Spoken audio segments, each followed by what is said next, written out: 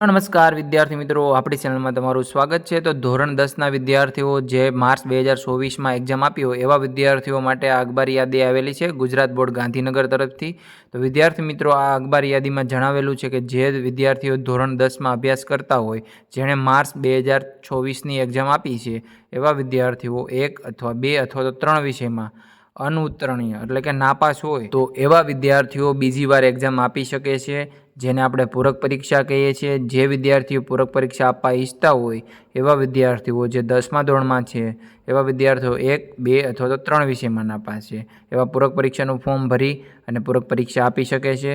તો વિદ્યાર્થી મિત્રો, આગળ માહિતી આપી દઉં તો પૂરક પરીક્ષાની ફોર્મ ભરાવાની તારીખ 15/5/2024 સાંજેથી લઈને એટલે 5 વાગ્યાથી લઈને 22/5/2024ના સાંજના 5 વાગ્યા સુધી ઓનલાઈન કરી શકાશે।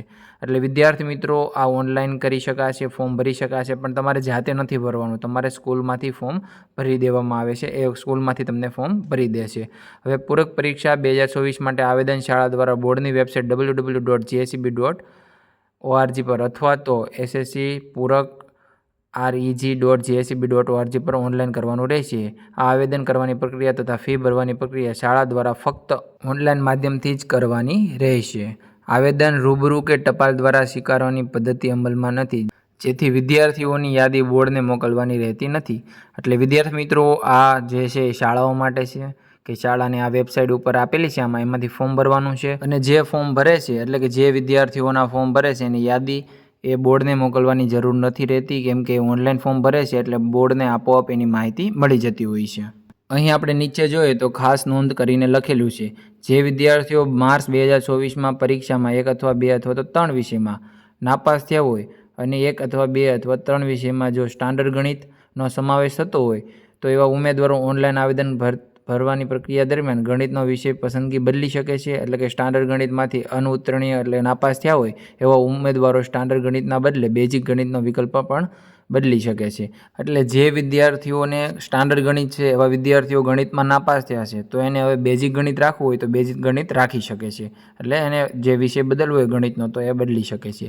અને બીજા પોઈન્ટમાં એવું લખ્યું, જે વિદ્યાર્થીઓ માર્ચ 2024ની પરીક્ષામાં બેઝિક ગણિત સાથે ઉત્તીર્ણ થયા હોય અને તેઓ ધોરણ 11ના વિજ્ઞાન પ્રવાહમાં, એટલે જો વિદ્યાર્થી મિત્રો આમાં એવું જણાવવામાં આવેલું છે કે જે વિદ્યાર્થીઓ માર્ચ 2024માં બેઝિક ગણિત રાખ્યું હોય અને એને સાયન્સમાં જવું હોય તો એને સ્ટાન્ડર્ડ ગણિતની જરૂર પડતી હોય તો એ વિદ્યાર્થીઓ સ્ટાન્ડર્ડ ગણિત રાખી શકે છે। જે વિદ્યાર્થીઓ પાસ થઈ ગયા હોય એવા વિદ્યાર્થીઓને જો સ્ટાન્ડર્ડ ગણિતમાં જવું હોય તો એ વિષય બદલીને જઈ શકે છે। આ તમારે સ્કૂલમાંથી તમને બધી માહિતી આપવામાં આવશે, તમારે સ્કૂલમાંથી જ ફોર્મ ભરવાનું રહેશે, એટલે ટેન્શન લેવાની જરૂર નથી। અને ત્રીજા પોઈન્ટમાં એવું લખ્યું, જે વિદ્યાર્થી કન્યા ઉમેદવાર હોય અને દિવ્યાંગ ઉમેદવાર હોય એને ફી ભરવાની રહેતી નથી, પણ જે કન્યા ઉમેદવાર છે અને જે દિવ્યાંગ ઉમેદવાર છે એને રજિસ્ટ્રેશન કરવું ફરજિયાત છે, એટલે એને ઓનલાઈન આવેદન કરવું ફરજિયાત છે, ફોર્મ ભરવું જ પડશે। જે કન્યા ઉમેદવાર હોય અને જે દિવ્યાંગ ઉમેદવાર હોય એને ફી નથી લેવાનો, એનો મતલબ એવું નથી કે ફોર્મ નહીં ભરે તો પણ ચાલશે। જે વિદ્યાર્થીઓ ફોર્મ ભરશે પૂરક પરીક્ષાના એ જ પૂરક પરીક્ષા આપી શકશે। ઓનલાઈન આવેદન કરવા માટે તથા ફી ભરવાની સૂચનાઓ ઉપરયુક્ત વેબસાઇટ પર મૂકવામાં આવેલી છે, જેની ફી અને ફોર્મ કેવી રીતે ભરવું એની બધી જ માહિતી આપણે આપણા વિડીયો મૂકીને તમને જણાવી દીધી છે, બરાબર। તો વિદ્યાર્થી મિત્રો, વિડીયો પસંદ આવે તો વિડીયોને લાઇક કરી દો, ચેનલને સબસ્ક્રાઇબ કરી અને અમારી સાથે જોડાયેલા રહો। જય હિન્દ, જય ભારત।